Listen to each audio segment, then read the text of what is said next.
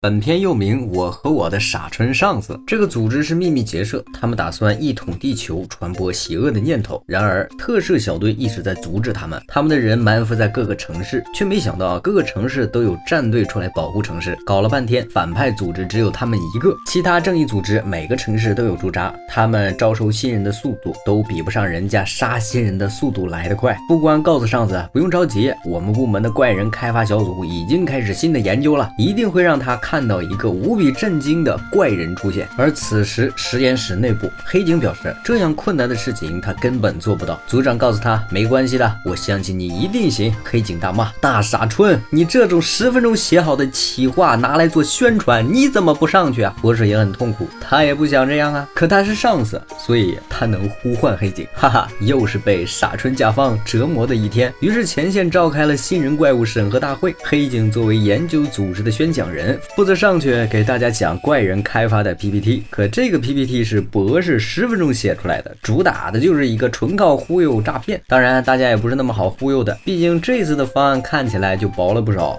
黑警只能硬着头皮表示只要能造出这个怪物一定能成功。但是他知道其实是博士忘了 DDI 的日子了，现在给大家的资料是临时下写出来的，不然怪人还没设计出来，他的工资就得被先扣了。黑警表示他们这次的设计回归淳朴，减去了无用的机关和设计，从基础给那些英雄带来压力，所以这就是你在图片上放绿色恐龙玩偶的原因吗？现场的氛围非常尴尬，黑警现在只想死，就算卡死线也不能搞这么弱的怪东西吧。他开始硬着头皮夸，只要忽悠瘸一个那都算是胜利啊。果然有干部大骂，这就是个穿着玩偶服的大叔啊。黑警说对，就是要利用这种看着似是穿着玩偶的普通大叔，让敌方的英雄掉以轻心。干部说这还不是个大叔？老板觉得还可以啊。参谋长表示这涉及到了部下的士气，队友功夫这么丑，出去都不好抬头见人的。黑警知道参谋长根本不好糊弄，这家伙可是一个人能干3个人工作的卷王，号称他们组织的脊梁骨来着。如果不说服这家伙，自己的公司就完蛋了。参谋长表示你连数据图对比都没拿出来，而且武器还采用了之前的设计。他的话像是一把把冰刀刺伤了黑警的身体，黑警遭受重创，但他还不能倒下。要是自己都不觉得 PPT 强大的话，就没法说服别人了。他看了一眼旁边的恐龙服怪人，说实话确实有点勉强了，但是面对客户他必须得闭着眼睛吹。黑警表示眼前这个怪物会吸收攻击，然后爆发出新的形态。参谋长表示很有趣，但你这点预算能成功吗？而且连企划书上都没写的想法他无法批准，所以这个怪人企划书还是不采用。黑警其实超级喜欢设计怪人，这波纯粹是被博士给坑了。没想到会议结束，参谋长竟然找了过来，他听说是博士坑了黑警，生气两人为什么不推迟会议。这几天为了开会他们俩都熬夜赶工，而且他还收到了人事部的报告，听说两人都没有休带薪假。参谋长表示打倒英雄固然重要，但身体才是本钱，优质的休息才能换来高效的工作。奶奶的，你们反派组织这么有人情味。参谋长说谁都会有失败的时候，但要是因此失去真正的优秀人才，那才是大亏。不过他觉得黑警今天在会议上提出的想法确实有趣，证明黑警确实有认真研究方案。看到他脚踏实地的成长，他很高兴，非常期待黑警他们下次提出的方案，但是最好别犯相同的错了，属于是打一巴掌再给一颗红枣。最后这个怪人皮套被黑警穿着出去了，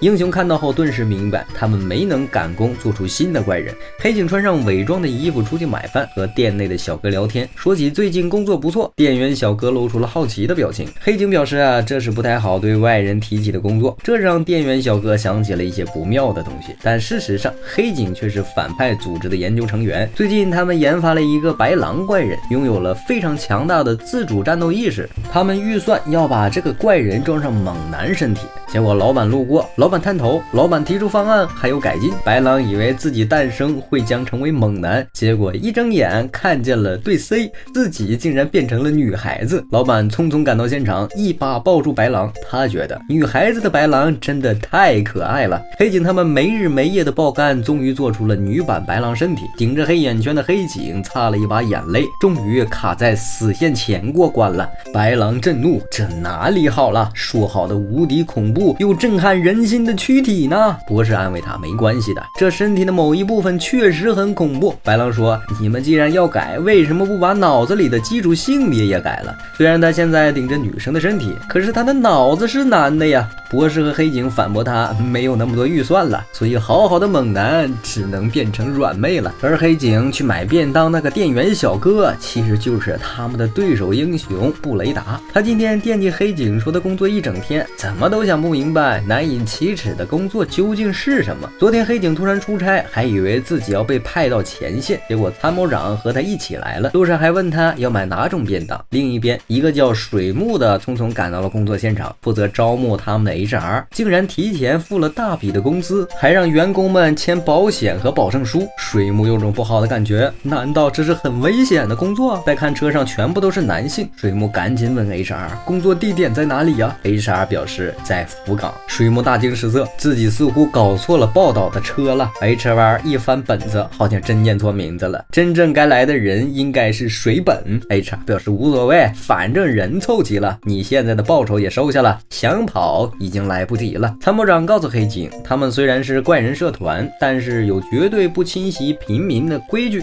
这次也是去探查头部的怪人。结果博士压根没跟黑警说清楚，他昨天晚上突然吃坏肚子，倒下前让黑警坐车去个地方，这还是黑警第一次出差。黑警有些兴奋的开始吃便当，没想到旁边的参谋长突然开始工作，他告诉黑警不用在意，他工作其实也有一半的时间在休息。原来参谋长的脑袋分成了4份，可以同时从主观、客观以及其他多个视角进行思考，甚至可以让未使用的部分进入睡眠，难怪是怪人集团的第一卷王。不但如此，参谋长还玩游戏，甚至还特别干。据说这个游戏是他们公司制作的，他得亲自上手找出问题所在。不但如此，他还有好几个账号，用不同的类型来玩这款游戏。原来和公司有关的开发，参谋长都在用。黑警记得他们公司还做过化妆品和护肤品，这件事情他们不能再深究了。接下来就是去见当地的怪人部队，他们本来在打英雄，1打6状态确实不好。参谋长感慨，幸亏带上了专业人士，有黑警在，这次数据收集他很轻松。此时参谋长想到了一件不妙的事，因为原定计划他是要和博士一起来的，所以订的酒店呢是一间双人房。黑警都可以想象博士和参谋长相处的尴尬情况了，说不定参谋长晚上还要护肤呢。参谋长表示，和异性同住一间房有违公司规定，他会自己去和前台沟通重租，让黑警先去订好房间入住。他可是最强大的邪恶组织的参谋呢，订房间这种小事对他来说那是小菜一碟。晚上黑警接到参谋长的电话，他表示自己已经订到最豪华的房间了。黑警好奇原本房间的主人，参谋长问他想知道吗？黑警连忙摇头。挂断电话后两腿直颤，但他并不知道其实参谋长住的是大通铺，是为了不让他担心才这么说的，甚至为了不打扰周围人睡觉，工作了一整晚，打字的声音都很小。另一边被强行拐去当配角打工的水木眼泪掉了下来。东京这个大城市可真是可怕呢。白狼因为身体的缘故，暂时加入了怪狼的开发部，成为了新人助理了。白狼觉得现在最大的问题是他不知道该去男厕所还是女厕所。黑警说哪个都一样，毕竟对于白狼而言，去哪边都是对的。白狼发誓他一定要变回男儿身，不过他不是应该去打英雄部吗？为什么又来怪人开发部了？博士表示他们部门一直在缺人，虽然向 HR 那边申请过了，但一直没人来，所以他干脆把白狼拉了过来。白狼发现黑警看起来特别开心，黑警表示因为他终于有后辈了，自己一定要教白狼很多知识。白狼说他不懂这些复杂的研究，黑警表示很正常，因为他大脑开发时设定的年龄是初中生的少年，不过这种年龄的想法他们开发部也会考虑。黑警拉着白狼的手说他很期待白狼加入，白狼顿时就脸红了。此时博士告诉两人，马上又有一个新怪人诞生了，是2间能够发出雷属性激光炮的雷鸟。白狼觉得这一套装备也太帅了。就在两人手拉手庆祝的时候，黑警拿着报表问出了一个问题，上面说这个怪人的各个部分有不同的部门来组成。博士说问题就在这里，因为上面觉得这种机械怪物不适合他们这种生物型怪人开发部门来做。此时黑警有一种不妙的预感了，果不其然，战略推进部的总指挥杀了过来。总指挥表示，他要指挥这次怪人开发的全部任务。黑警表示，他们部门当主导就可以了呀。对方一把抢过资料，指着怪人身上的外观就批判说，这些装置无用且废物，只会浪费经费。电磁加农炮也被扣到了只剩一边，所以设计最后只能推倒重来。设计图拿给设计部部长，那边表示完全没有美感，驳回即使是战斗快人也需要有一定的美感，所以设计部部长又重新画了要改的地方，设计再次推翻重开。然后系统控制部那边反映这个设计太危险了，容易夹到人手或者是触电，所以设计又得重改。最后武器开发部那边表示，电磁炮哪有那么好搞啊，这玩意儿根本没法做，不能拿出点靠谱的计划吗？很好，设计再次推倒重来，反复改了之后被老板发现了。老板觉得这孩子挺可爱，但需要加点毛茸茸，于是初稿是一个帅气的机器人雷鸟，因为领导的一句话变成了可爱的小鸡。白狼吐槽，怎么会变得这么离谱啊？黑警说，因为这是多部门协同的，平时不会有这么大的改动的。接下来他们还要去现场看研发的情况。黑警一直在和所有人沟通。武器研发部的负责人告诉白狼，黑警一直都很努力，在这个部门内怪人多少有一点改动，大家都会提出不同的意见，但是黑警从来不拘束于上层给的要求，在预算时间有限的情况下，他会做出更好的怪人设计。此时黑警发现了白狼没穿内衣，于是约好下次带他去买。终于在不断推倒重来后，毛茸茸的雷鸟诞生了，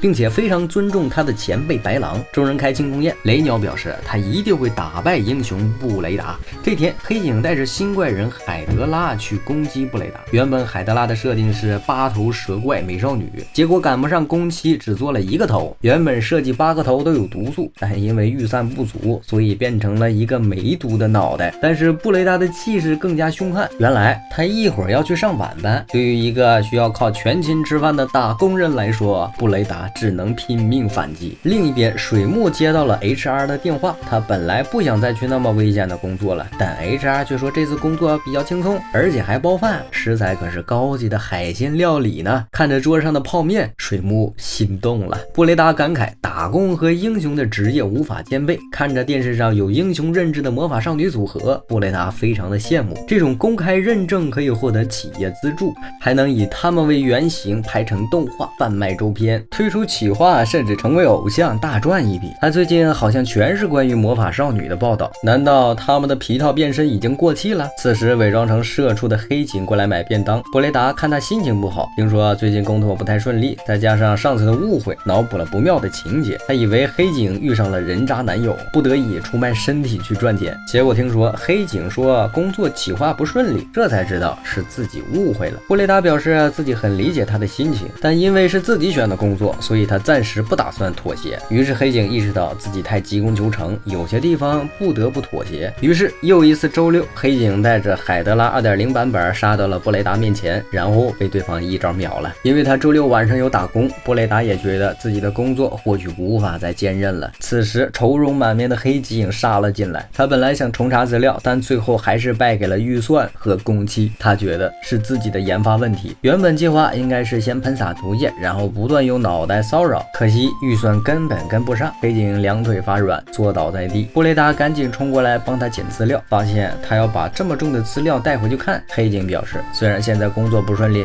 但是这个工作是他的初心。布雷达愣在了原地，他想起来了，自己能成为英雄，就是想帮助其他人，所以他不能这么轻易的退缩。所以布雷达也找到了初心。黑警被店员小哥鼓励，干劲儿满满的回去研发资料。两个人都不知道，原来他们就是宿敌呀。当黑警带着海德拉 4.0 版本杀到了现场，因为预算不够，所以毒液的功能还是取消了。布雷达也要气晕了，为什么偏偏又是周六啊？而水木那边的打工又是另一个恶人团的龙套啊。而雷鸟最近也在寻找工作，因为外形的原因，他没法去企业工作，主要也是没有在企业工作的能力，所以在怪人集团的安排下，在集团投资的游乐场当人偶送气球。这天他刚给一对情侣送上小气球，妹子接过来的时候笑得挺温和，但是他却不喜欢被别人当作小孩，然后伸手抱住了另一位队友。队友很疑惑，担心两人会被同班同学看见并误会。女孩表示没关系，毕竟是总部让他们一起行动的。此时两人背包里的变声器突然响了，原来他们俩就是得到正式认可的魔法少女组合，队友看起来像男生，但变身后却是巨乳美少女哦。另一边，海德拉4人版本4个脑袋天天吵架，结果吵得波动太大，引来了魔法少女组合，两边绕后就是一个偷袭，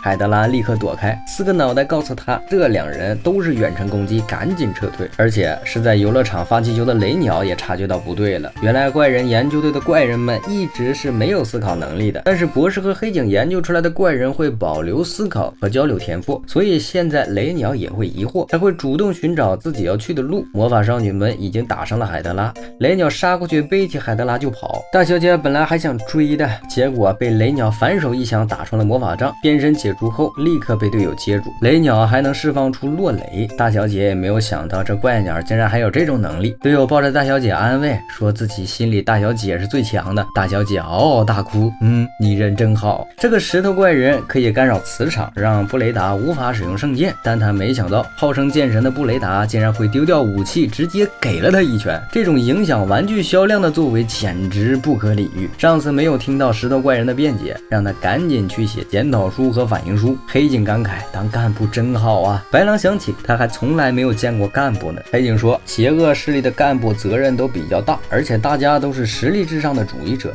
不过目前女性干部还挺少，而黑警的梦想也是成为干部，因为干部的工资是真的高啊。众人又聊起了开发怪人的点子，吐槽现在有基础跟不上，很多点子有用，但基础开发跟不上就没法采用。此时干部卡米拉赶到了现场，他是一个自律主义严格到令人发指的吸血怪人。据说卡米拉的全身细胞组成都是工作狂，并表示他要视察怪人研发部门。黑警心理阴影发作了，因为上次也有武斗派的干部杀了过来，也不提原因是什么，一个劲儿的否认他们的设计，要他提出点意见，对方却说一些空洞的词汇，等他们把方案改好了去找上司，结果这家伙却是什么都不记得了。他们公司是首领第1，参谋第2，干部排在第3，其他部门都归干部管理，所以也算是上下级关系。事实上，白狼和雷鸟变成毛茸茸的样子，也都是因为这种结构下的上下级制度造成的。不过好在卡米拉确实在认真的视察，而且还发现了最近几年的预算增加。黑警解释，这部分预算增加是为了给怪人留下模糊地带，让怪人拥有了能够自我思考的地区。这也是为什么白狼突然换了身体却没有崩溃的原因。而且雷鸟也是可以毛茸茸的形象去游乐园工作。卡米拉认真思考，意识到还有除了完成任务之外的可能性。他虽然觉得不错，但还是看到了战绩。此时黑警却突然想起什么，他记得卡米拉的细胞是万能细胞，所以他试图向卡米拉请求要一点细胞开发研究怪人。卡米拉说他们干部都是强者至上，如果黑警想要细胞就要靠他们来抢。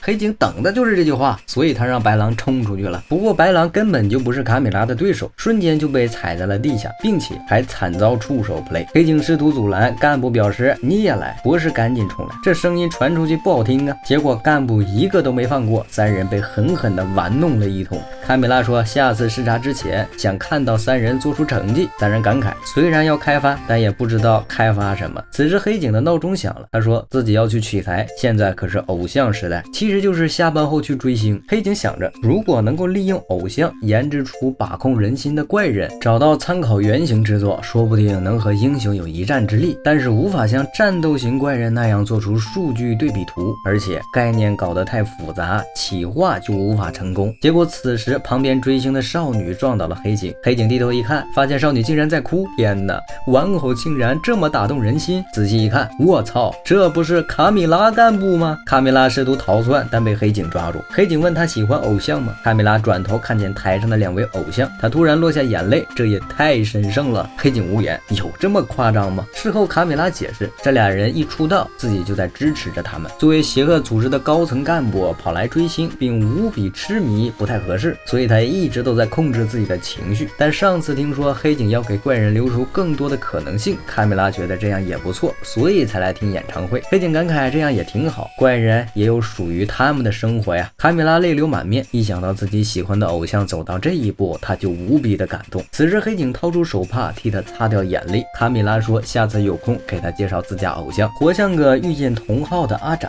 不过卡米拉拜托黑警帮忙组织保密这件事，黑警笑眯眯的答应了。卡米拉却没发现，他露出了诡异的笑容。等卡米拉提着 CD 赶到工作室，就发现黑警已经从昨天的手把里提取出了细胞。卡米拉糟了，被诈骗了。几天后，首领带着白狼还有黑警去游乐园玩。博士告诉黑警，这也算是一种出差，他们要定期检查集团前线运营的游乐园。黑警觉得这样也挺好，他正打算去看看雷鸟和海德拉，不是说让他们在那里玩玩也可以。原本计划只有黑警一个人，但没想到首领还有白狼听见了，所以两人变装跟了出来。黑警表示可以玩，但是买东西他不给报销哦。此时首领他们已经玩疯了，而黑警去见了雷鸟和海德拉，却发现海德拉似乎对雷鸟很有好感。不过海德拉后面的4个脑袋在吐槽雷鸟，说雷鸟太纯情，一点都没察觉到海德拉的感情。而另一边，白狼和首领买下了最后一个气球。此时旁边有个女孩也看到了气球，本来想让母亲给她买同款，母亲却说最后一个已经被白狼给买走了。白狼有些犹豫的看了首领一眼，首领却让他赶紧买下来，因为他们集团有一条规矩，稀缺资源应该给有能力的人，从而发挥最大的作用。首领嘴上这么说，但还是把气球给了小女孩。白狼吐槽首领果然很宠小孩呢。而黑警正在给游乐园的怪人做检查，其中两栖豌豆射手表示他有胆结石，最近胃溃疡似乎也发作了。豌豆射手说自己的任务是从水里跳出来吓人，但上次他和一个小女孩顿时不小心把人家吓哭了，从此再也不敢和孩子对视，这让他有一种很重的心理压力。他去维护之前可以先去心理科看看。另一边，白狼发现首领不见了，刚才拿到气球的小女孩不小心撞到了一个光头，光头凶不拉几的把小女孩的气球吓飞了。白狼踩着光头的后背把气球摘了下来，结果光头却认出他是怪人，并表示虽然不能对普通人攻击，但可以对怪人攻击，于是立刻变成鳄鱼怪人。白狼发现此人竟然不是他们集团的，而鳄鱼怪人立刻攻击了白狼，抢走了小女孩当人质。他说白狼要是反抗，就不确保这孩子的安全了。就在鳄鱼疯狂欺负白狼的时候，首领突然出现在他身后，并一拳将他砸成了马赛克。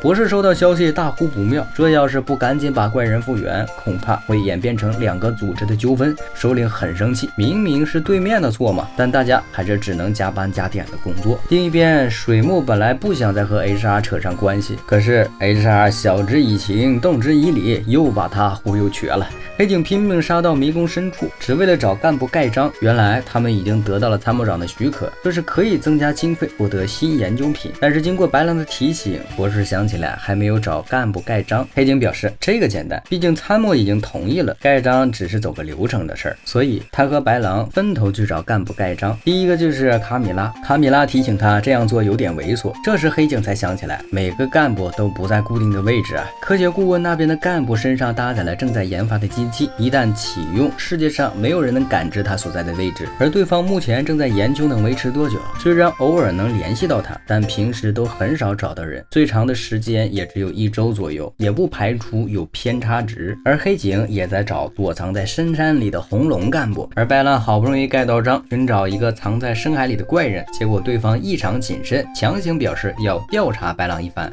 白狼以为他又要被触手 play， 结果对方直接把他关进小黑屋填资料了。最后拿到盖章已经是2天后了。而黑警杀到深处，看到猎豹干部，对方说话非常的老成，本来设计的一通陷阱都是给英雄闯关的，结果让自己人先冲了过来，并且黑警积累了一路的怒气，他和猎豹干部打到了一块，放话要是自己打中了，对方就当干部。而白狼只想要盖章，结果被谍战部的干部拉去吃烛光晚餐了。白狼听说这家伙的传闻，据说他对不少女性怪人都动过手，而此时干部却戳了一下白狼的右手，白狼发现自己浑身僵硬，然后被电流给麻痹了。而谍战干部走到他身后，白狼以为自己可能要被潜规则了，结果干部只是给他做了一个浑身电流马杀鸡，同时还把印章给他盖好了。白狼感慨他真是个好人，那自己可以给他一拳吗？谍战干部说不少女性都这么说过，所以可以给白狼打一拳的机会。被打后，干部感慨女人真是个复杂的生物啊。最后2人终于收集到了盖章，结果却被告知有一些盖章过期，可能要重新签。最后2人暴怒发起抗议，以此为契机，怪人集团的会签单改成了电签。水木开始发纸巾的任务，结果路人们都不收纸巾。水木有一种诡异的感觉，至少当楼套和英雄打架还会被打一拳，冷暴力才是让人受不了的存在呀。所以 HR 又找上门了。白狼去公司上班，却发现公司有一个帅哥。黑警告诉白狼，等会儿会有客人上门，让他收拾一下桌面。白狼指着旁边的帅哥问：这就是客人吗？黑警说：这是博士呀。白狼大惊失色：不是，你平时戴眼镜那么不着调，凭什么脱下眼罩这么帅呀？黑警也吐槽：明明有张帅脸，平时却用眼镜挡着。博士感慨：我本人还在这儿呢。他今天摘下眼镜也是因为客人要来，而来的客人竟然是其他怪人集团怪人研究所所长。这位所长是一位大中二病。面对习以为常的黑警和博士，他的下属猫猫吐槽：作为成年人他已经输了呢。白猫想起这个组织好像就是之前的鳄鱼人，可是他们不是已经复原再还回去了吗？难道这位所长是过来算账的？所长表示才不是这样，毕竟鳄鱼被同行打成那样再送回去，他们也不好向上面用此汇报，倒不如说这次来是为了统一口径。而所长和博士竟然是同期生，黑警大惊失色，中二病所长的年龄竟然比我大。所长表示优秀的是他们设计的怪人，然后他向众人展示了猫猫的优点。猫猫有强大的近战能力，眼睛发出的光线适合远距离作战。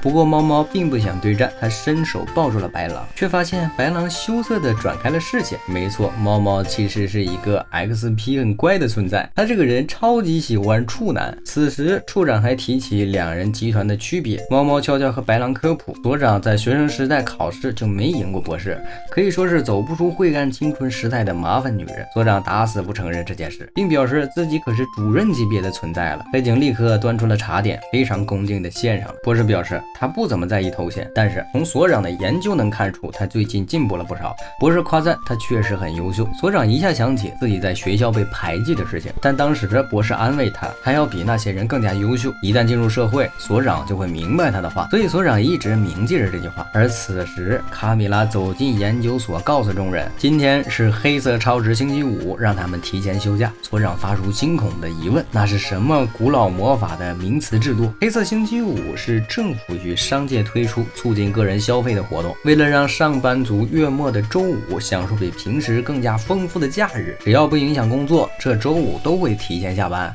还会通过灵活排班保证大家的假期。而所长显然是进入了一个卷王公司，他们那边要求加班才能证明自己的存在，而不是他们所在的公司请假和申请带薪休假都很容易通过，但所长所在的公司任何时候都不能带薪休假，下班还必须得按时打卡下班。为了不让外部人员注意到，他必须得走秘密通道离开。此时黑警终于明白为什么隔壁集团离职率那么高了，甚至还经常听到员工过劳而死的传言。看来所长是进了黑心企业了，他不敢置信，试图解释，整个人仿佛 KFC 了一般，然后狼狈的离开。几天后又双眼放光的照到了黑警，说黑警他们之前聊到黑色星期五果然是假的，他们组长跟他们说劳动才是义务呢。坏了，已经完全被洗脑了呢。黑警从布雷达那里听说马上就是情人节了，据说布雷达的同事在情人节被榨干了10万。黑警感慨，除了学生之外，情人节和社畜好像也没什么关系。不过他觉得这个情节可以利用一下，所以提出要制作一个情人节怪人。参谋长表示他们要设计的怪物都是根据习俗来的。黑警说其他公司企业也会推出情人节相关的活动，情人节的商机要优于一切呀。参谋长一下就被打动了，干部们满头大汗，咱们怪人是赚钱的工具吗？博士听说方案后有些担心，这可是期间限定怪物，他估计黑警很快就会意识到这个怪物的恐怖之处。本来想做成流浆巧克力怪人，但考虑到预算和制作流程都十分麻烦，博士提议不如加一点巧克力，反正也没骗人。但黑警却觉得像假冒商品作坊还是算了。白狼觉得怪人又不是拿来吃的，不用巧克力也没关系，但首领却说巧克力可是爱的结晶，不能小看巧克力。首领说黑警都没有做过巧克力，怎么能做出好的巧克力怪人呢？但黑警却说自己已经不是学生了，这个年纪还拼命的做手工巧克力，感觉像是在装年轻一样，怕被人鄙视。白狼觉得才不会这样，其实他还期待黑警给他送巧克力呢。首领说他俩的少女心太少了，于是决定亲手指导给两人做巧克力，并强迫他们换上女仆装。黑警叹气，这种福利局不应该是让白猫来吗？白狼说黑警穿着也挺可爱呀。首领让两人想想帅哥在做巧克力，重要的是心意和感觉。白狼吐槽，手工巧克力不应该是从原材料开始吗？为什么直接将已经做好的巧克力融化再凝固呢？这样做有什么意义？不如直接买了就送呢。首领表示要扣掉他的少女心分，一旦扣掉3分，他就要把白狼装进彻底洗脑成少女心的房间里。白狼当场就滑跪了。博士提醒黑井马上就要到空期了，黑井说现在还在寻找原材料。此时白狼带来了好消息，有一个公司从海外进口，材料品质非常的不错，于是他们接下来就在首领的培训下开始制作手工巧克力和巧克力怪人。最后他们终于在工期前制造出了少女巧克力怪人。巧克力怪人表示他一定会让布雷达吃个教训。就在大家庆祝的时候，白狼却接到了电话，原来他们之前采购原材料的公司竟然爆出了在食物中混入异物的事件，甚至还召开新闻来道歉。首领他们试图找借口，毕竟巧克力怪人并不是用来吃的，而且他们的目标是打败布雷达，可参谋长却杀了出来。作为有社会责任心的邪恶集团，他不认同什么反派集团这么有社会责任心啊。参谋长表示要立刻毁掉巧克力怪人，那巧克力怪人也坐不住了，他表示自己混入异物也可以战斗的。参谋长说事关食物，绝不能提供有问题的产品，这会影响到组织的信誉。而黑警表示没关系，照设定重新更换原材料。但此时博士却提出了一个关键问题，就算他们再次反攻更改原材料，巧克力怪人也错过了最佳时期了。情人节过后才登场的巧克力怪人只会暴露他们没赶上攻击的事实，那种状态面对布雷达，巧克力必败无疑呀。日期一过，战斗力瞬间减半，这就是期间限定怪人的恐怖之处啊。最终巧克力还是被参谋长带走了。少女的爱果然抵不过公司的制度吗？黑警表示还没有完，他们的努力并没有白费。于是到了2月14日情人节当天，布雷达已经杀到了现场，准备应付敌人。没想到黑警提着一篮巧克力和巧克力少女的合照，送上了他们手工制作的巧克力以及巧克力少女的边角料，并贴心标注边角料不可食用，放狠话说他们之后一定会击败布雷达。殊不知布雷达收到巧克力乐得直跳，因为这是他第一次在情人节收到巧克力。那你们英雄也有点惨呐。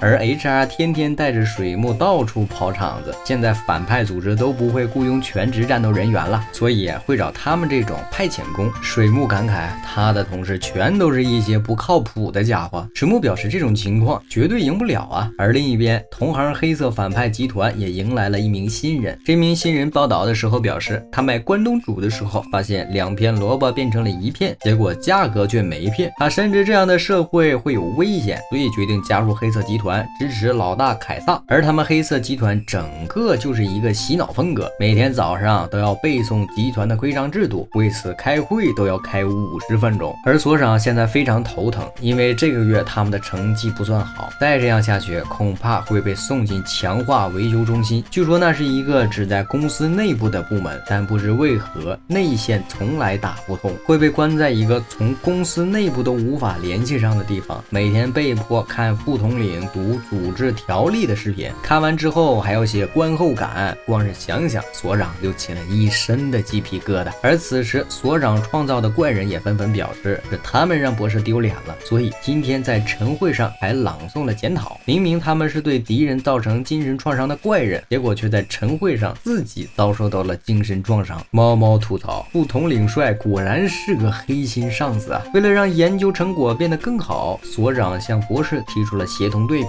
两人虽然听不懂所长想干嘛，但正好借着这个机会测试一下白狼和海德拉的技能。所长的计划是让自己的怪人和黑警他们的怪人对战，只要打赢了，将军大人也会认可他们的性能。最重要的是他们不想输给博士。而第一个牛头怪人对战的是海德拉，他们会通过眼睛给心理暗示，让敌人看到最害怕的东西。而海德拉是一个看恐怖杂志封面都会害怕的人，他本来以为自己一定能打败海德拉，却没想到海德拉背后的4个龙脑袋冲了过来，疯狂将牛头暴打了一顿。他们4人可是相当宠爱自己的妹妹。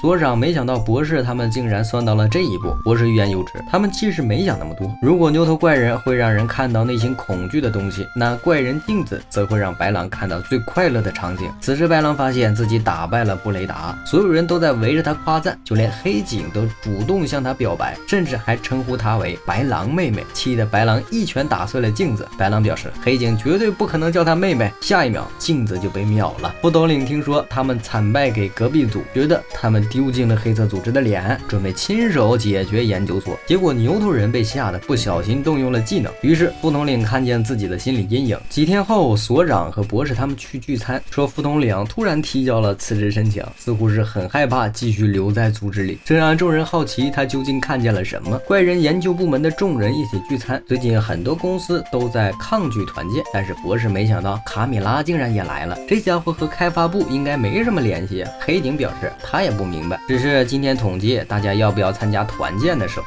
门外的卡米拉看起来一副很想参加的样子，那副表情不叫上他也太可怜了吧。话是这么说，但是和高级干部一起聚餐，谁能放松下来呀？众人聚餐，白狼也来了，一杯啤酒。雷鸟琢磨着他脑袋应该是初中男生的年龄，喝酒真的没问题吗？博士表示怪人的身体不会喝醉，问题是白狼的味觉还是小孩，所以啤酒对他来说根本就不好喝。而此时卡米拉也点了好酒。博士说干部聚餐一般分为3种，第一种让大家放开玩，结果只有自己放开了；第二种嘴上说让大家放开玩，真正放开之后过几天又会给你脸色看的；那第3种坐下来就不说话，你仔细一看你发现人家已经睡着了。第3种就是典型的参谋长。博士比较担心卡米拉喝醉发酒疯，一轮酒水喝下去，现场众人基本都放开了，而黑警和博士却在现场争论起了关于设计雷鸟的报告。雷鸟发现自己莫名进入了一个融不进去的圈子，偏偏因为讨论的还是自己的零件，所以他没办法岔开话题。现在场面搞得特别尴尬。就在黑鸟满头大汗的时候，卡米拉突然一拍桌让大家安静。博士以为他们是放得太开了，没想到卡米拉竟然破防了，说大家老是说他不好靠近，可是他也是因为工作的问题呀。黑警大惊，不是说怪人的身体不会喝醉吗？石头怪人表示卡米拉不醉酒，但是醉气氛。再看周围，其他人竟然也醉氛围了，而石头怪人趁着还没醉，悄悄拿着卡米拉的名单去买单，甚至打算开发票从公账报销聚餐费用。白狼一觉睡醒，发现自己在陌生的房间，躺在旁边的竟然是黑警。他开始暴风思考昨晚究竟发生了什么。黑警说白狼喝醉了，而他家离的是最近的。白狼发现自己的睡衣也换了。黑警说他昨天还帮忙擦了身体。白狼羞耻不已，黑警可是研究白狼身体的人，看几眼也不会少一块肉啊。白狼表示少的是他的自尊心啊。黑警说今天是休息日，白狼的衣服洗了还没干，他借套衣服给白狼穿，并约他出去逛街。白狼总觉得黑警对自己有别的心思，然后黑警就给他穿了条裙子。白狼裙摆空荡荡，感觉非常不适。黑警说自己是独生子女，一直想要一个白狼这样的妹妹。白狼更加悲伤了，你好歹把我当弟弟看吧。他倒不在意衣服的问题，只是不想被黑警当作女生看待。黑警带着他去了商场的屋顶吹风，还带他在天台上吃乌冬面。这还是白狼第一次在工作以外和黑警一起玩。黑警说他会经常来逛街，寻找制造怪人的灵感，比如看见路人和旁边的植物就想把它们拼凑到一块。白狼吐槽他像是个精神不正常的病人，不过他们的集团仅只对人体进行改造。白狼的私人生活就比较简单，不是睡懒觉就是打游戏。黑警表示他的目标可是成为干部，当然要做出点成绩来，因为现在人手不足，所以他在开发部，不过说不定哪天他就会被调到其他部门，所以在离开前他准备向白狼传授自己的私人经验。白狼觉得自己果然不够了解黑警，他必须要成为黑警认可的男人才行。而此时黑警去了趟厕所，白狼被3个陌生男人搭讪，对方表示他们认识黑警，是黑警委托他们把白狼叫过去，结果他们竟然把白狼堵在角落里。面对找过来的黑警，这群人还意图耍流氓，白狼无语了，竟然搭讪到自己身上。不过他觉得这是个好机会，要是自己打败这群流氓，说不定能获得黑警的认可，当然他会注意力道，不会把他们打死。没想到黑警就把3人给秒了，还提醒白狼要注意别被耍流氓了。白狼震惊，你一个研究人员哪来的这么强的战斗力呀？黑警表示干部总不能比怪人弱吧。他拽着白狼就准备开溜，并表示自己误会了，先前不该说她是妹妹，这种不自觉会担心她的心情，更像是看女儿啊，毕竟她是白狼的创造者嘛。于是白狼的感情变得更加复杂了。另一边水木找到 HR 说他们这个工作太危险了，从来没赢过。 HR 告诉他如果想赢的话也不是没有机会，他们手上有一个任务，明天要对战的那位英雄其实皮套内是一位普通的大叔，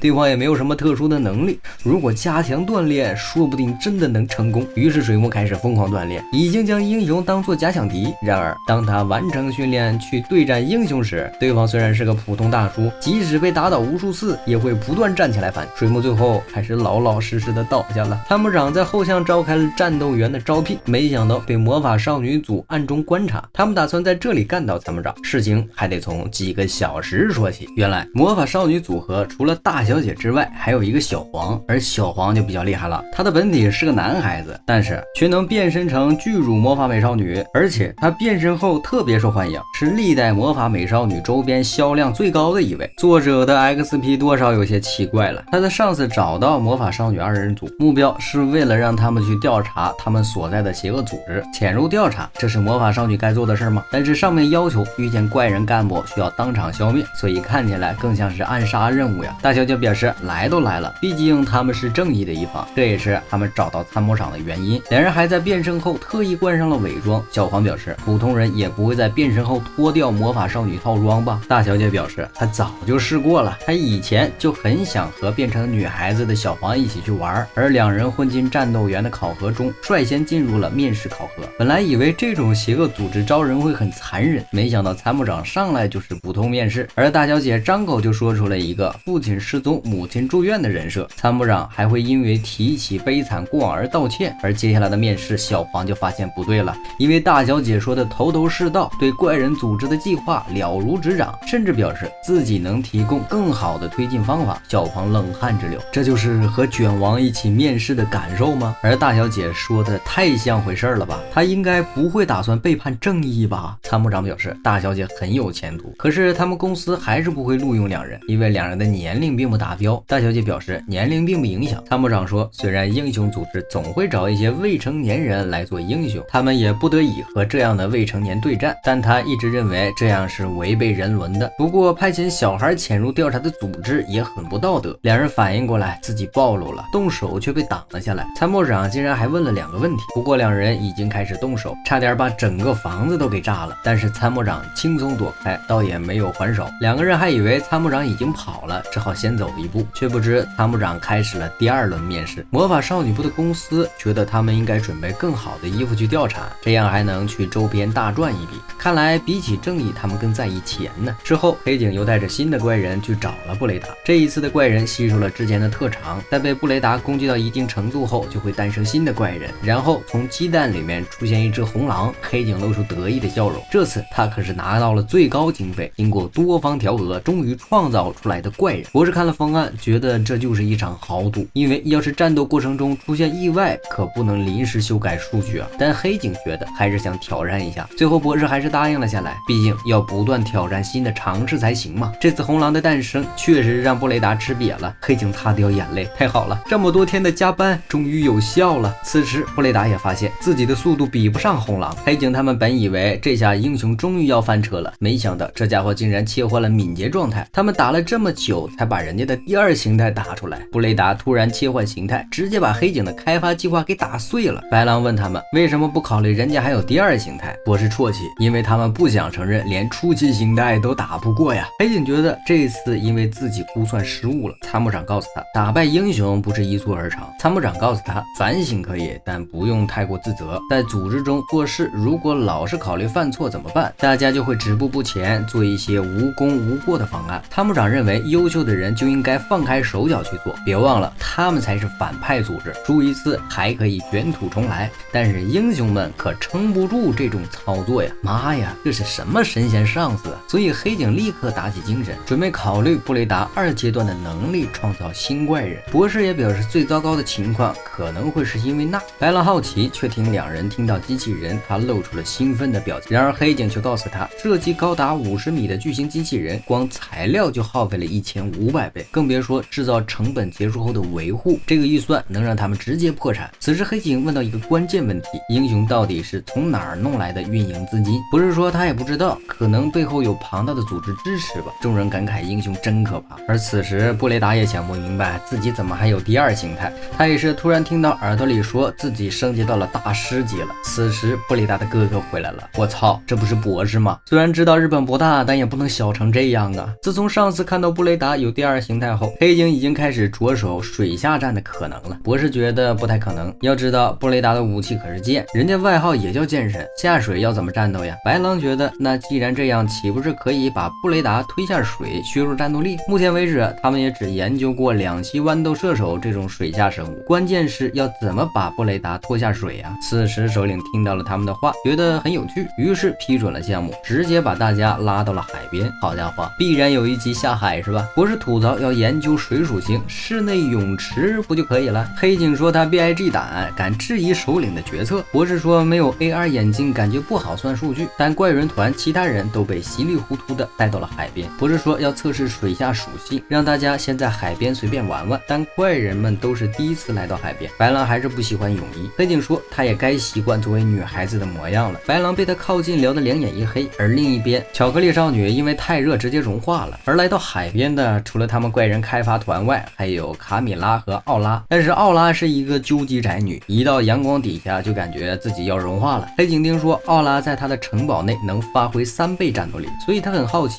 奥拉平时的战斗力是多少。奥拉这个怪人感觉快要被蒸发了，而白狼和雷鸟也开始了战斗。雷鸟因为设置问题，身体有很多能量转换器，虽然白狼在水中如鱼得水，但雷鸟也可以自由行动。他们两人打得不可开交，就连打西瓜也需要对决。结果因为两人关系很好，看起来特别亲近，海德拉拽住了雷鸟的羽毛。此时海德拉的几个姐妹疯狂扯白狼的泳衣，你这个伪娘就不知道看看气氛吗？白狼欲哭无泪。不是说这两人平时也没这么较真，怎么今天这么上头？首领说他没有少男心，那两人分明是想在心仪的对象面前表现自己。此时雷鸟已经占据了对比的上风，他本以为自己在海水中无敌了，可万万没想到机器的身体却漏了电，所以他直接沉入了海底。白狼本来想把他拽起来，毕竟他们俩还是一个战队的队友，总不能看着雷鸟漏电进水吧。雷鸟感动不已。其实黑警他们也沉了下来，他们准备把雷鸟带上去。雷鸟觉得自己太没用了，竟然因为进水这事倒下，而且白狼还把他当队友看待呢。此时首领发来了消息，让他们汇报具体位置。雷鸟动了动手，从海底打出一发子弹，首领看见后一拳劈开海，这也太强了吧大哥。最终他们成功获救，在海边玩尽兴后才离开。而首领开山劈海的操作还上了报纸，被参谋长看见了。参谋长表示他确实允许人出去玩，但也警告过他们低调行事吧。最后一群人被骂了一顿。这天黑警完成了速度提升，下班才想起来一天没吃东西，正好在拐角看见了一家小料理，他先点了一杯生啤，没想到在这里打工的竟然是水木和 HR。 黑警惊讶地发现这里竟然有咖啡和红豆包，他喝了一口酒，顿时感觉神清气爽，然后发现有路过的人找老板要了一支烟，他这个烟长得像棒棒糖，但是烟口竟然是小型核反应堆，难道抽烟的这个人是个战斗型机器人？而此时旁边坐着的墨西干头也在说工作的事情。黑警听了一耳朵，我去，这人的真实身份好像是宇宙警卫队的白狼一族呀。而旁边的大哥吐槽自己当时创造的一个强大怪人，因为没能改好大脑，对方却跑路，最后回来把组织给灭了。这事儿还是他们怪人创造界的传说，导致他们研究怪人之前要先调教出听话的大脑，也就是说眼前的这位大哥是老牌秘密结社的成员。黑警听了一耳朵，发现这里大部分人都是聊英雄和怪人的事情，恐怕是退休的老战斗员的聚餐地点。黑警满头大汗，绝不能被这群人发现真实身份的。此时老板娘问黑警他是业内人士吗？老板娘说看他的眼神就能看出来了。而此时房间内又有怪人打起来了，因为他们之前输给了英雄，互相嘲讽对方，结果就把房子给掀了。此时老板娘突然掏出魔法，然后变成了粉毛魔法美少女，一人一鞭子给他们抽醒了。原来不管是正义还是邪恶，退休后都不好转行啊。这次黑警他们创造了一个新的怪人木乃伊，这个木乃伊非常的强大，一来就将雷布达逼出了第二形态。结果就在两人打到一半时，木乃伊看到偶像双人组的视频，等黑警他们追上来，就听说木乃伊撤退了。博士也好奇为什么会这样，看数据这个木乃伊真的很强，毕竟它的主题就是以剑制剑，相当于是设计出来专攻布雷达的怪人。考虑到巧克力怪人的前车之鉴，黑警担心消灭了布雷达专用的怪人就无事可做了。因为木乃伊的构造，他们连发声的功能都没安上。此时木乃伊走了回来，他写板子表示战斗很无聊，自己想当偶像。黑警他们不忍心破坏木乃伊的梦想，于是去找追星的卡米拉问了这事儿。卡米拉表示有梦想是好的，但绝不能小看偶像，所以他把自己的偶像组合的视频借了出去。然后黑警又拜托白狼当木乃伊的教练，毕竟雷鸟他们不擅长唱跳，白狼的运动神经比较好，加上木乃伊又愿意意叫他哥哥，所以白狼上当答应了。随后两人开始日复一日的训练。博士觉得人造生命也会被梦想吸引很稀奇，但放声唱歌对于木乃伊来说太难了，就连像样的声带都没有。你这好比在问坦克能不能唱歌啊，这孩子恐怕除了战斗什么都做不了呀。黑警没敢把这个真相告诉给木乃伊，因为木乃伊每天都在认真练习，甚至还拜托组织内的编曲天才帮忙写歌。白狼表示木乃伊跳舞只需要多练习，问题是唱歌方面，单纯跟着音乐跳舞也能算是舞台表演，他们的目标可是出道呢。博士还是揣摩不透这个设计。此后木乃伊表示自己想练习唱歌，白狼他们也无法阻止。木乃伊发现自己无法发声，一急之下不小心划伤了白狼，他非常难过，所以捂着脸逃走了。白狼也很难过，明明这孩子的性格和性能完全不一样。黑警说这很正常，人类也时常面对想做的事情和自身拥有的能力不匹配的情况。他本以为怪人不会这样，不过白狼似乎没遇到过。另一边，木乃伊失魂落魄地走在街上，没想到却遇到了卡米拉。卡米拉想测试一下他对偶像的执念，于是让木乃伊做了一场梦。他在梦中用手指刺破了木乃伊的喉咙，等他再次醒来，并没有发现自己的喉咙上多了3个孔。而黑警发现白狼特别擅长唱歌，他问白狼是不是想和木乃伊一起组队。白狼摇头说他想看看能不能加工自己的声音，这样就可以伪装成木乃伊在唱歌了。不过木乃伊却说这样是在欺骗观众，所以不行。黑警觉得木乃伊说的对，他表示自己在认真收集数据，看能不能帮助木乃伊改造。他也希望木乃伊能够出道，并表示他会帮忙拉一场演唱会。就在木乃伊拼命训练的时候，黑警也拉到了演唱会的资格，虽然场地不是很大，但至少踏上了第一步。木乃伊非常感动，才发现自己竟然能说话了。黑警和博士也开始调查了，不是发现木乃伊的喉咙和普通生物反应不太一样，这孩子真的在试图长出发声器官吗？此时黑警也有一个想法，所以他找到了卡米拉，问卡米拉是不是植入了自己的万能细胞。卡米拉表示一直反对怪人涉足演艺，因为这不仅是夺走只有人类才能做的工作，而且按照这个方向制作的怪人也只是在进行性能比拼罢了。但是黑警制造木乃伊并不是奔着偶像去的，这孩子是自己产生的成为偶像的想法，所以他面对的是比人类成为偶像还艰难100倍的道路，但他明知艰难却还要坚持，所以卡米拉给了他一些帮助。这年头很多人可以通过网络来成为网红，如果只是想获得噱头，根本没必要成为偶像。成为偶像只是给众人带来活力，想成为闪闪发光的星星，或许这孩子有这方面的天赋吧。但现在有一个很大的问题，就是木乃伊如果真的成为偶像，那卡米拉的一部分细胞也会成为偶像，可是他没有那方面的打算，感觉自己好像做过头了。终于到了演唱会那天，白狼还是担心木乃伊，因为这段时间唱歌练习都是他一个人来的。然而木乃伊开口的第一句就惊艳了众人，一场舞台结束，看得出来木乃伊很开心，观众们也纷纷被打动。博士感慨怪人开发果然还有很多未知的区域，这样的发展也不知是好是坏。白狼鼓励木乃伊，虽然现在说话还不熟练，但他相信将来还能去更大的舞台。此时黑警他们才知道，原来给木乃伊编曲的竟然是参谋长。参谋长可是业内懂的都懂的天才，谁也不知道布雷达也看了这场表演，他总觉得木乃伊的表演让他心跳加速，却不知道其实是因为战斗留下来的恐惧心理。怪人集团召开了员工旅行，黑警和白狼也被拉了过来。白狼满头大汗，这哪里是员工旅行，分明是干部聚会呀。干部表示黑警倒是经常来参加他们的聚会，没想到白狼竟然也有勇气过来。此时斯库拉干部笑眯眯地抱住白狼，他一直觉得白狼是自己的妹妹。黑警表示他们在研究白狼的女性身体时，大部分都是参考了斯库拉的数据。这次干部除了卡米拉没来之外，还有深海大章鱼和大石头。后面两人表示要驻守集团，不能让总部的防卫松懈。不过也有人觉得参谋长在绝对不会有问题。白狼觉得黑警胆子也太大了，竟然敢带他来全是干部的旅行。黑警表示这是调查干部数据的最好时机。此时间谍内部还想邀请两人去玩，斯库拉立刻拦住了他们，决定要好好保护白狼。斯库拉本来就是他的样本之一，再加上对方还是他的上司，白狼本能的产生了服从心理，立刻改口装作了女孩子，不然他害怕被斯库拉削啊。奥拉告诉白狼，你完了，你被斯库拉看上了，这家伙盯上某个东西可是相当扭曲的呀。说着奥拉就说了自己被盯上的事情。白狼听后脸色一阵青一阵红，和斯库拉对上眼神都不敢多看一眼，而白狼竟然和黑警分到了一个房间。这才刚入住，斯库拉就找了上来，偏偏白狼还不敢反抗，只能陪他出去玩。黑警决定趁着这个机会调查一下干部们，有些干部愿意配合，有些表示自己的数据要保密。萨拉曼达告诉黑警，想要得到干部的机密，就要做好遇到危险的准备。而弗雷也是战斗型的高级干部，他的冷冻能力可以为集团保存冷冻食品。而黑警和干部们聊着聊着，就把萨拉曼达抱进了怀里了。主要是萨拉曼达小小一只，特别可爱，而且是两个兽头干部在聊天。猎豹本来想和他一决高下，但狼头以为他是想和自己组队打出双人技，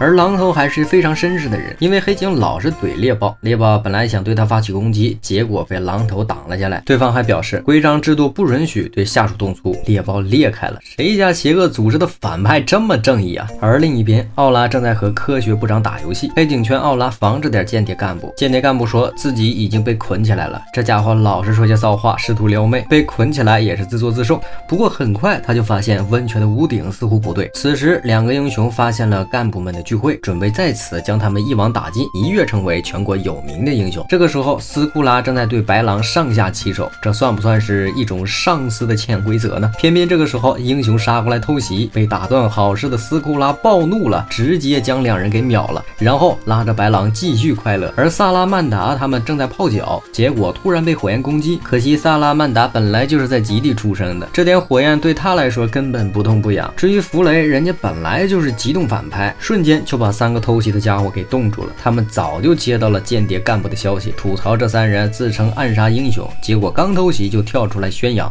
你好意思说这是暗杀小队？猎豹和狼头正在打乒乓球对战，偷袭的两个英雄本来想动手，结果两人一边打乒乓球一边把他们给解决了。而这两个英雄还打算偷袭黑警，结果被做实验的干部之一给放倒，但是这个实验似乎对干部有了一定的影响，搞得他失忆，忘了黑警是谁。而此时英雄组又放出了一个巨大机器人，他们表示这是他们的杀手锏。萨拉曼达震惊，这群人竟然还能拿出巨型机器人。弗雷看了一眼，发现是二手的，绝对是哪个战队用过的处理品。这群家伙竟然还打算把普通人牵扯进来。萨拉曼达他们觉得不妙，不是你们究竟谁才是反派呀？间谍部长告诉他们没事，因为红龙已经过来了，并且一口火焰就把巨型机器人放倒了。原来巨型火龙来了，其实他每次都想来，但是运输费太高了。虽然有英雄插科打诨，但这次干部会议也算是圆满落幕。不过白狼却留下了心理阴影，为了安慰白狼，黑警答应下次陪他出去玩，却不知司库里已经听到了两人的对话。而首领发现干部们撇下自己出去玩了，一怒之下在街头打游戏，结果被下班的水木给遇见了，两人便约着一起打游戏。水木成功带他通关了游戏，然后又把自己的面包分了一半给他，结果回家后就收到了 HR 的电话，说又有地方在招募人选，然后水木就来了首领的公司，莫名其妙的和 HR 一起成为了新的干部，这波算是抱上大腿了吗？水木他们虽然成为了高级干部，但平时的任务就是陪首领打游戏，给首领端茶倒水啊，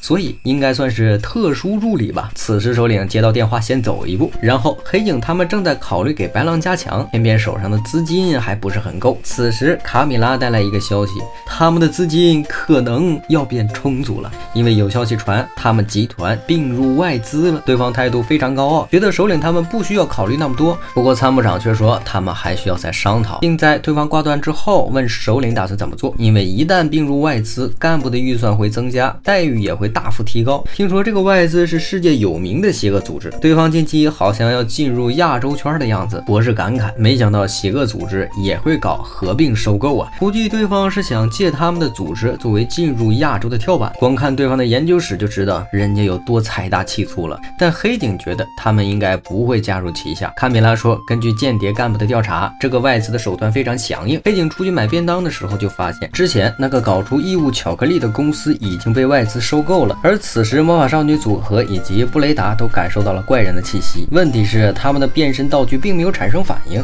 同时首领也收到了消息，他们的分部遭到了袭击，原来那个外资已经开始攻击他们企业下的部门了，对方根本就没有等他们答复，准备直接强硬的抢地盘了，打算逼迫他们赶紧交出领地，并认为他们连一小块区域都无法完全掌握，是一个极其弱小的组织，还说让这里的人见识一下他们外资的实力，结果竟然在公开场地投放怪人。无奈雷鸟他们赶紧疏散人群，白狼打败其中一个机器人，发现里面是被强行塞进了怪人，这个公司竟然无视怪人的意志，太卑鄙了。虽然他们们作为邪恶组织，没有资格在道德上批判对方，但黑警就是看不惯这样的做法。而此时雷鸟他们也在不断战斗，但是这些机器怪人源源不断。外资表示他们才没有低估黑警他们公司的战斗力，来人还说他是黑警他们未来的上司，劝他们最好放弃无谓的抵抗，现在抵抗会影响到将来合并后的员工评估。黑警表示现在还没有确定要合并，但是这家伙根本就不容反抗。没想到此时隔壁黑色反派组织竟然带人支援了，就连魔法少女组也跑过来帮忙了。笑死，敌人不强不弱才是最好打的，让外资入驻了，他们还怎么摸鱼啊？外资的上司也不明白为何有敌人来应援。黑警吐槽，有没有一种可能是你得罪了所有人？此时外资上司突然变身，黑警意识到不妙，让大家赶紧撤退，但没想到这家伙竟然连同伴都攻击，如此强大的实力，果然外资投资官员的资金完全不一样。上司冷笑一声，我年薪可是1200万美元，和你们公司完全不是一个量级。白狼和猫猫完全不是他的对手。上司表示他还派出其他的队伍去破坏他们公司的基地，过段时间这些人就会赶到现场。果然看到黑色的机器人冲了过来，但敌人也没想到参谋长竟然也来了，雷鸟的雷电也被他打空了。他劝海德拉赶紧离开，首领却杀到了现场，他绝对不允许任何人欺负自己的手下。其他干部也纷纷出动，甚至连退休的老头子也来了。外资收到情报说派遣部队已经阵亡，但是他还派了管事的部队，只要能控制全国，这些集团也就无法反抗。参谋长表示，你们的情报收集的也太差了。此时因为外资想对全霓虹动手，所有英雄组织和反派社团全部联动了，搞毛啊，人家都打出产业链了，你一个外资想徒手撕开产业链，也怪不得他们两边联合起来揍你啊。外资估计也没想到黑警他们所在的公司竟然非常善变，一旦有遇到不对的情况，还会立刻和英雄联手。原来 HR 掌握了大量英雄公司和反派的资源，刚入公司就遇到这种解散的危机，开什么玩笑，他还没满3个月，一破产哪里来的补偿金？所以 HR 开始疯狂打电话联系合作人员，至少得把公司给保下来呀。布雷达也赶到了现场，不过他的攻击对于这些外资人员毫无作用。此时这群家伙将目标瞄准了还站着的黑警，关键时刻博士站了出来，表示黑警之前研究了针对布雷达的装备做好了，是他和所长一起研究出来的，只是之前在测试的时候还有爆炸的可能，偏偏最适合佩戴的白狼又受伤了，而黑警直接捡起了变身器，他相信博士和所长的能力，所以毫不犹豫的穿戴上了变身器。原来研制的竟然是黑化版的布雷达，黑警化身黑暗版布雷达，与2阶段的布雷达同时对外资发起攻击，这家伙还瞧不起弱小的怪人。此时参谋长也给黑警的武器上了 buff 了，多方同时发起攻击，外资直接原地爆炸。参谋长感慨，不管外资再怎么强大，人类才是最重要的。他语气正直的好像要入党一样。黑警变身后发现自己解除不了了，他本来想让布雷达帮忙扯掉，结果布雷达根本没接触过女性，直接倒了。而黑暗变身器告诉黑警，要解除变身还得升级。博士安慰黑警，没关系的，过段时间会帮他升级的。于是众人只能熬夜加班开始更改。最后黑警还是没脱掉这身衣服，跑去便利店去买便当了，给解除变身的布雷达吓了一跳。那么本期视频到这里就结束了，我是小白爆肝队4号机，我们下期再见了，拜拜。